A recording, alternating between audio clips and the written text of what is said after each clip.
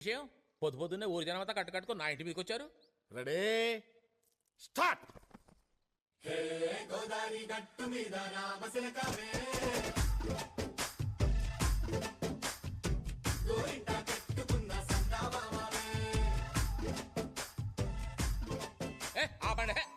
మా ఇంటికి వచ్చినట్టు మీ డాన్స్లు అంటే ఏంటి 2 నిమిషాలకి మీకంత సిరాకేసిందా? మరి రాత్రంతా మీ చిన్నలుడు చిన్న కూతురు ఊళ్ళో ఉన్న పెత్తి మేడ ఎక్కేసి తొక్కేరండి. ఏం మాట్లాడుతున్నారు? రాత్రంతా నా అల్లుడు నాతోనే పడుకుంటేని నాతో అంటే నా పక్కన ఇగో నా అల్లుడు నన్ను ఒప్పుకోను. ఏ చెప్పండి రా. నీ అల్లుడు చేసిన డాన్స్ కి నా ఇంటి పెంకుడి నెత్తి పగిలిపోయింది. ఇగో ఈ పెంకట్టుకుని నీ బుర్ర బద్దలు కొట్టేస్తాను.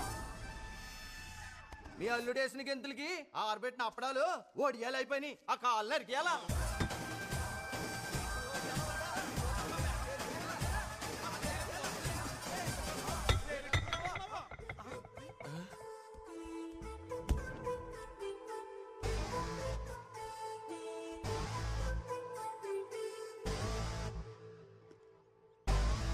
మా నాన్న మీ మేళ్ళకి డాన్స్ చేశాడా? అవును బుల్రాజు.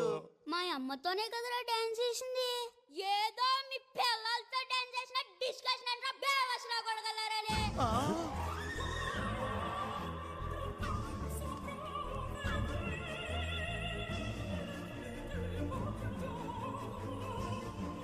మా వాడు ఓటీటీ వెబ్ సిరీస్లు చూసి పాడైపోయాడు. కొంచెం అడ్జస్ట్ చేసుకోండి.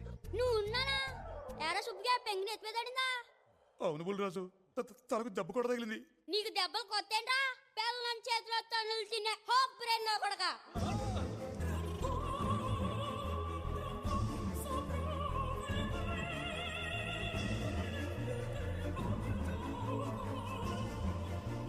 యారా అప్పియే అప్పుడాలు ఒడియాలైనయా?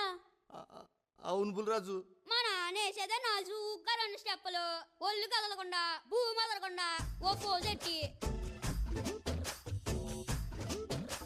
దానికి అప్పుడాలు ఒడియాలైపోతే ఏంట్రా వేసినా కొడగాని.